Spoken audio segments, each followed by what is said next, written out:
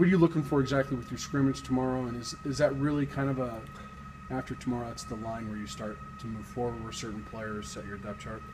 It's our second scrimmage. We're not going to have a third scrimmage. We'll do some situations to make sure we're ready for any situation that could come up in the first game. But tomorrow will be their last opportunity to really just go play football within a drive and see what happens, minus the special teams. But looking for guys that we believe we can depend on in the first game.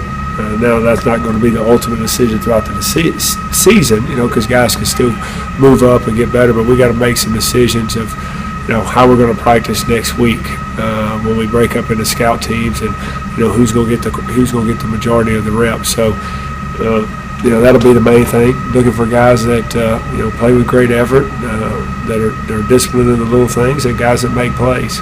Would it be pretty hard for a guy that gets bumped to the scout team in that analysis to actually work his way back into playing rotation before the season's over? No, not before the season's over. Okay. One, injuries happen. Two, we'll still do a lot of good stuff where guys will work, get back with the offense and run plays. And I've mentioned situations before where guys have been there and have come back and ended up being starters for the last school I was at. So, and there'll be guys that'll work scout team and work team offense or defense that will have to roll. That'll be what we consider maybe a backup or a third teamer that we need to continue to get work, and they'll still compete for that spot. But I wouldn't say it's, hey, you're redshirted, you're going to stay here. That's just what you got to do to practice. Are there key position battles tomorrow that you're kind of focused on? Well, I'd say, obviously the quarterback position, receivers, we're looking for guys that continue to step up. I'm interested to see what Anthony Hawkins does after a week, really longer than a week, of 9 days since the last scrimmage. So I'm interested because he's made some strides. So I want to see what he can do. He's a guy.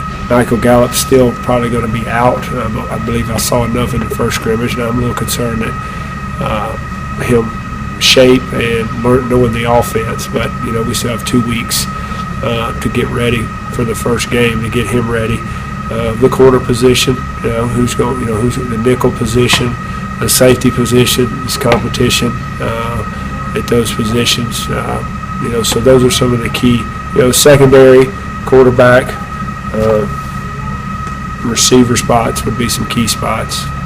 Because of that, do you think you'll throw a little bit more than normal? Yeah, I always throw in a scrimmage more than. I don't think I've released numbers to y'all, but there are a lot of high attempts in scrimmages. One, I don't want to turn it into just a knockdown, drag out, run game scrimmage. Which we will run the ball. I want to see us protect. I want to see us pick up blitzes. I want to see if we can cover. I just mentioned quarterback, receiver, and secondary. So I want to test those guys, and that's how you get a true evaluation too.